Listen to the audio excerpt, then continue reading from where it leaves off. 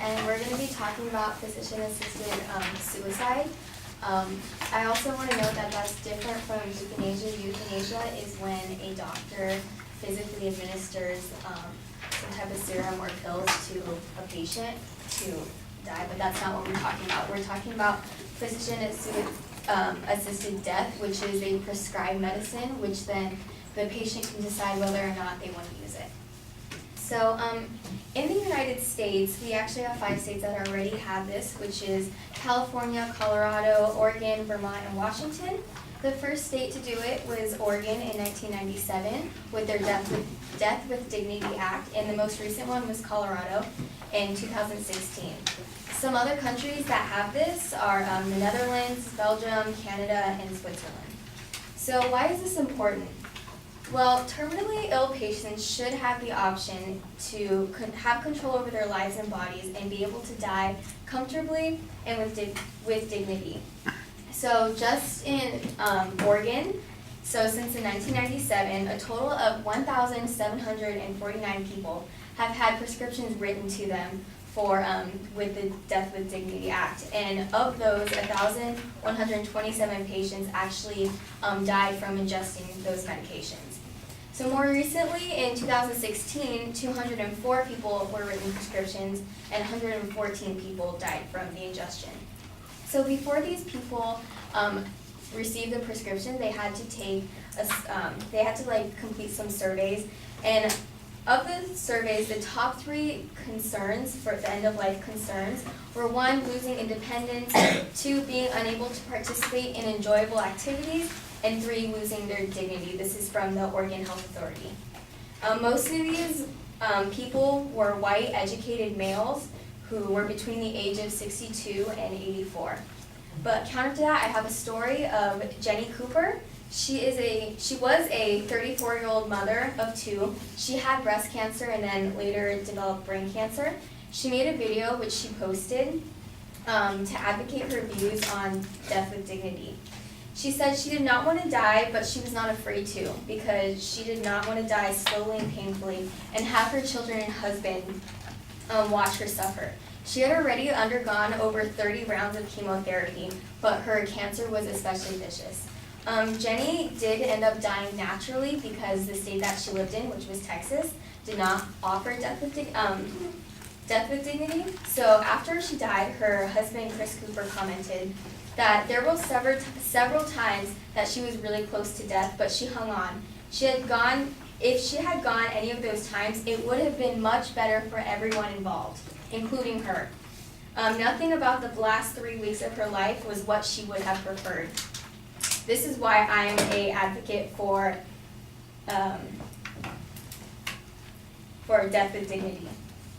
So in a medical study done by Linda Gonzi, family members of those who received the PAD, which is physician-assisted death, they thought the most important factor for their loved ones was being able to control their circumstances of their death. So a study conducted by Stanford School of Medicine showed that about 80% of Americans prefer to die at home, but only 20% actually do. In the same study, family members also said that their loved one's pain was not at its all-time high yet, but if they hadn't taken the PAD, that it would have escalated to that. Less importantly is the cost of care for a terminally ill patient. So most patients that are terminally ill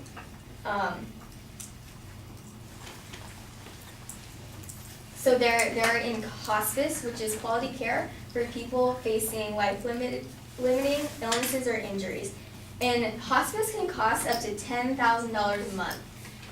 Most hospice is covered by Medicaid or Medicare, so it's not that important of a factor because only 3% of people who took the previous survey said that they listed financial burden as a end-of-life concern. So the inherency part of this, doctors cannot legally help patients fulfill their dying requests. Even though Metascape ethics reports show that a majority of doctors think that PAD should be an option and should be accessible.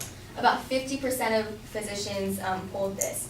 And even bigger to that, the general public thinks that 68% 68 of the general public thinks that PAD should be available. I know this is kind of, it's just a comparative thing, but 45% of doctors said they would perform an abortion even if it went against their own beliefs if the patient wanted it. So one gynecologist quoted, she said, "I'm an advocate for my patient's desires, not my own."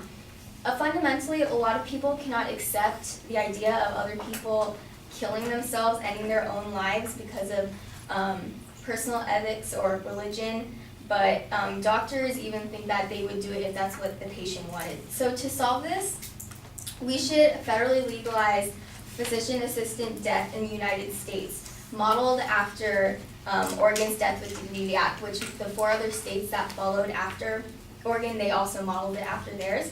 So the requirements for the patient is that they have to be 18 years or older, and then in this case a U.S. citizen.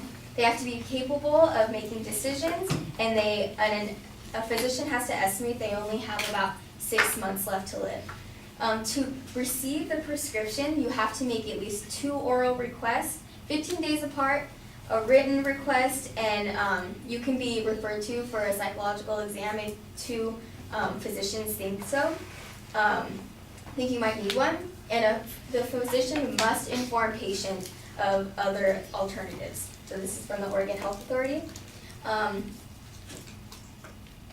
All physicians have to report the prescriptions to the state for this to be legal, and if you do, you're protected from criminal prosecution. And also, physicians in healthcare systems do not have to participate in this.